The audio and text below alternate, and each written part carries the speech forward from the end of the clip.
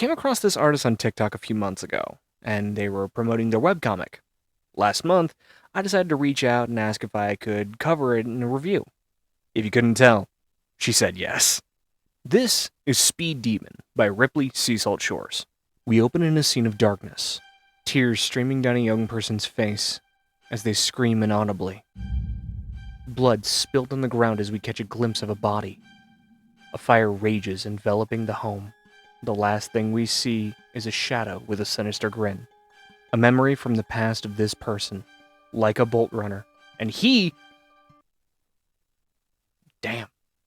Hey, go on, get out of here. Laika is a cat boy, half tabby to be exact.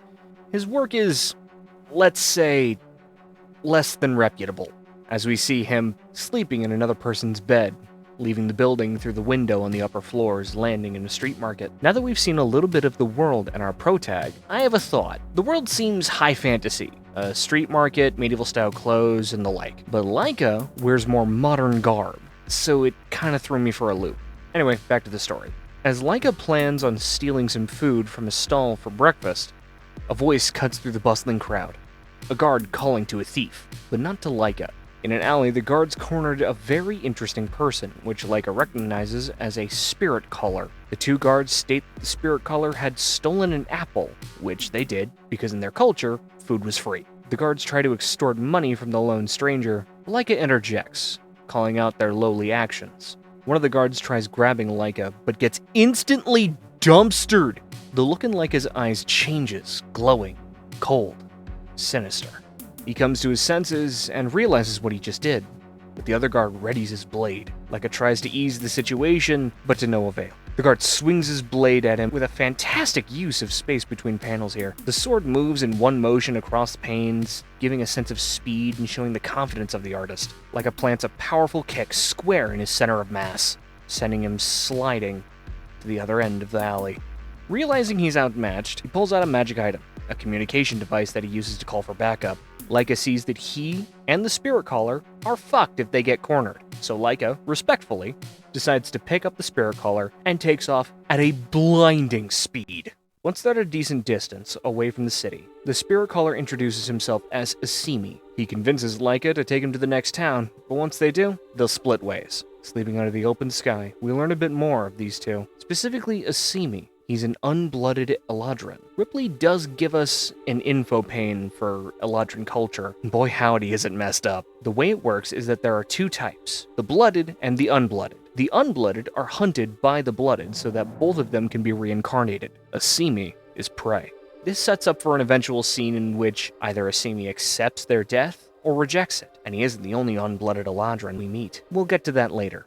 But for now, they both drift to sleep. Amidst the darkness of the night, Laika hears a voice, one he knows and fears all too much. A shadow devil, Moloch. This being is closely connected to Laika, giving him powers as long as he follows a contract. For a fan of fantasy TTRPGs like myself, I know how this works. But if you're unfamiliar, Laika is a warlock. Moloch is his patron, and the contract still mostly unknown to us. But I have a feeling it's that Laika can't make meaningful relationships and connections outside of the patron. We also learned that Laika has haphophobia, the fear of physical contact. That's why he attacked the guard from earlier and why his eyes changed. If you look at his eyes in the moment of him attacking the guard and compare them with Moloch's, it's the same. Laika used Moloch's power without meaning to, hence why we're seeing this meeting here and now. Moloch says that Laika needs to ditch Asimi as soon as possible, or there will be consequences, like last time. This isn't the first time Laika has gotten himself in this kind of situation before, and the consequences were enough to make him fear them. Moloch releases Laika from this meeting, and he wakes up. That entire thing was a dream. Love it. The first thing Laika sees is Asimi looming over him, and they do the anime thing where their heads collide. Why are you staring at me like that? Oh, because you talk in your sleep. We don't know exactly what was said while he was sleeping, but we can hazard a guess that it relates to the meeting with Moloch. We meet these two a while later on the road. Laika's ears twitch, then a scream can be heard from the forest. Laika is hesitant to help, but is chastised by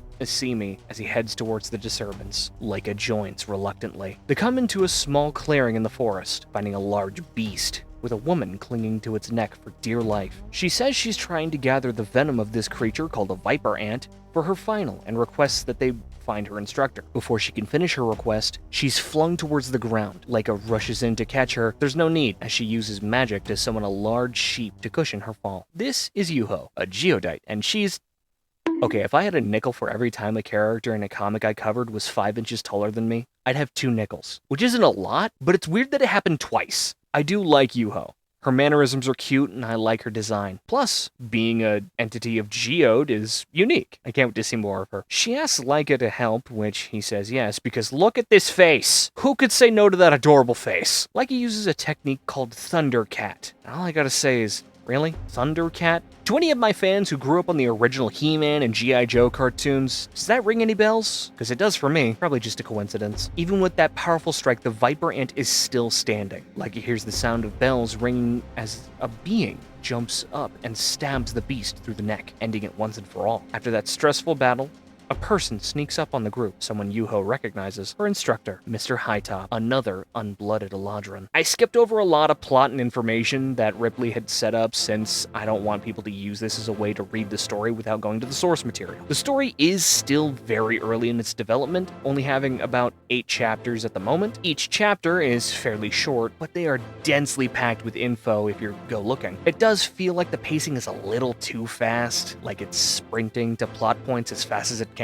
which could be fitting, but there was that calm, slower set of chapters where we learned more about Asimi and Laika. It allowed us to sit and chill with the characters. The power of a quiet moment is very much underutilized in modern fiction. Ripley, thank you for allowing me to cover this story. I may come back for round 2 in the future, but until then, my name is Michaelios K. You can call me Scott, Sam, or Mike, and I'll see you around. Thank you so much for watching. In the middle of my scripting process, Chapter 8 came out, and I didn't want to cover it, because that was, 1, too early, and 2, that's too much. I've already cut down this video as much as I could so far. I have left links to Ripley's socials. If you're on YouTube watching this video, they are down in the description below. I have tagged Ripley in the video as well, so by all means, please check them out. Also, thank you very much to my friend Cerbi over on Twitter, well, X, if you want to call it that, and Instagram. She is the wonderful person who has created almost all of the art that I use in these videos, outside of these 2 little items at the top of the screen right here. These were wonderful items made by my friend Kwanli. Thank you very much for allowing me to use them. They are references to her comics that I have covered in the past. If you have any suggestions for comics for me to cover, please leave them down below, and don't forget to check out my second channel, Scott Sam Mike. That's where I typically do most of my streams, and if you enjoy my content, leave a like and consider subscribing. It really does help me out. I'll see you around. Thank you so much.